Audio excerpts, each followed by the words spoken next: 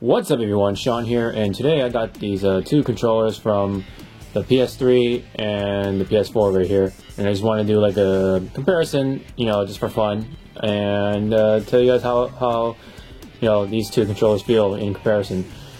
So first off, this is the PS3 controller with the urban camo, but anyways, the PS3 and other PlayStation controllers, back in the day, are pretty much all the same, and they all have the same shape, other than the analog sticks. And overall, it felt quite small for a lot of people's hands, especially for mine.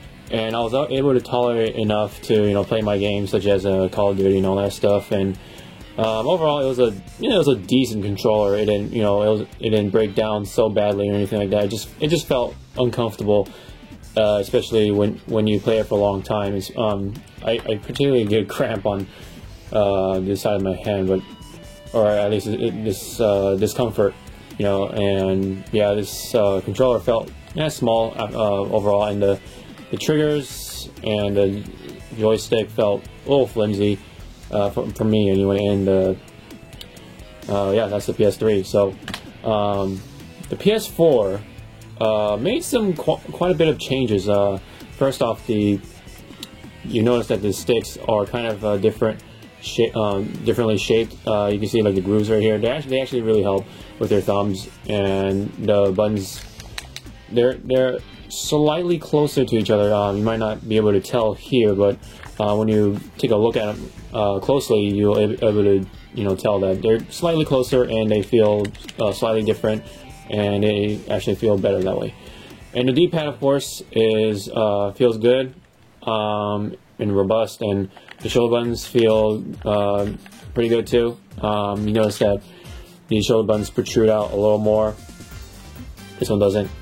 So that way it feels a lot more easy on your fingers, and it's not as discomforting as the PS3 ones.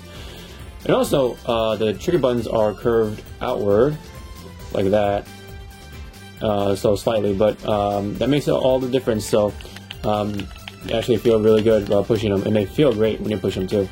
So and you also notice this like big squared button looking thing. This is the touchpad. Right now, not a lot of games are using this, but in the future I expect for games to implement this into gameplay. And it's actually, it's an actual like physical button too, and then you can also do this stuff as well, sometimes for certain functions. Yeah, that's pretty much it for the touchpad. There's the options button, and that's like your new pause button. Sometimes this is used as a new pause button too.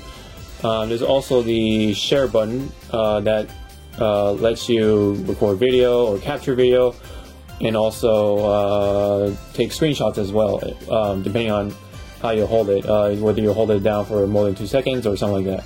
And you can also change that around in the settings. So yeah, there's a bunch of ways to take screenshots and videos and all that stuff.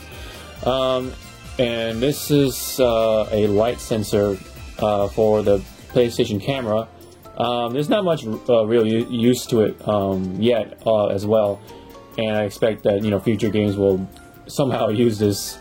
I don't know how is it gonna be useful for, but anyways. And you also notice that here, that's the charge port, and this one's a micro USB. I'm not too of a big fan of micro USB. A lot of people feel that way too. The reason being is that it feels flimsy, and it's used on cell phones, and that's like the only popular thing that's using it right now. I have a bunch of mini USB cables lying around, and this is micro USB, so unfortunately those cables are a little more useless, and I would have loved to use it to charge this controller, but fortunately I bought a actual controller charger, where you just plop it down and it charges from there. And yeah, it works great. It's like, I believe it's the official product of Sony, so yeah, I recommend that one. That one's only for like 24 bucks on Amazon, so yeah, might want to check that out. Next thing, one huge noticeable thing is the handle. This one's slightly longer, but yeah, it feels much more comfortable when you're holding it. So your hand's not gonna definitely feel all cramped up and uncomfortable after a few hours of gameplay. Yeah, you might notice that yeah, these are pretty long, maybe by an inch, but yeah, that totally makes a difference of comfort. And this one, yeah, this controller is just vastly improved on comfort. And definitely Sony has taken into consideration of people's opinions and inputs on how the controller should be designed and stuff like that, and you know how comfortable it is when it comes to gaming. So yeah, overall I really like this controller, and yeah, I'm glad that Sony were able to design a pretty good controller. It's sturdy and robust so far, and it definitely feels comfortable, and it looks pretty decent in my opinion. Probably this big squared button is pretty much like the goofiest thing on the controller, but and probably this too, this light sensor. Yeah, but overall I can't really complain. This feels really comfortable, so I'm happy with it.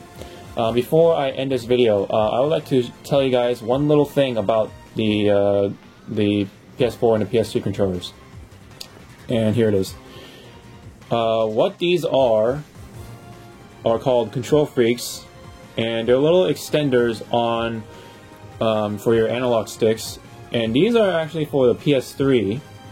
And a lot of people who play Call of Duty or Battlefield or other first-person shooters use these to increase leverage, and that increases the accuracy of precise movements on these sticks. So I'm gonna put them on the PS3 for now. Yeah, so it's that easy. And I actually did a review on these KontrolFreeks, and that was on my first channel, but that was an old video. So yeah, overall I really like these. They work and they feel pretty good when you're using them for Call of Duty and stuff like that, and they actually do what they do. They increase the accuracy of precise little movements, and yeah, it feels really good to use them. The thing is that these are for the PS3 when I bought them on the website, because at the time, of course, PS4 wasn't even didn't even exist as a concept.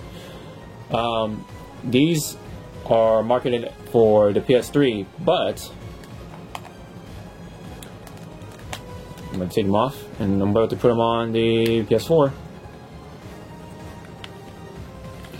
And there you go, they actually work on the PS4, and I've been using these on Call of Duty Ghosts and Battlefield 4 as well. And yeah, it feels the same way, same result. Greater comfort, greater accuracy. You're gonna have yourself being a lot better at shooting games and stuff like that. And yeah, they do what they do. And yeah, they work on the PS4. So if you have these for the PS3 and you don't want to spend any more money for the PS4, you just swap it over, and yeah, just like that. So you can save yourself pretty much $10. So I thought that's a pretty nice tip for people out there. So yeah, you can use these for the PS4, and yep, that's pretty much it for the controllers. Overall, the PS4 vastly improved on the design, and they turned out to be comfortable, and they still maintain that PlayStation controller design. And yeah, that's pretty much it. Hope you guys found the video interesting and informative, and hope you found this tip useful as well for those who have KontrolFreeks for the PS3. Yeah, so you don't need to go out there and buy the KontrolFreeks that are exclusively for the PS4. So you saved yourself a couple of bucks there. So yep, that's it for me. Thank you guys for watching. Maybe leave a comment below, and I'll see you guys next time. Sean out.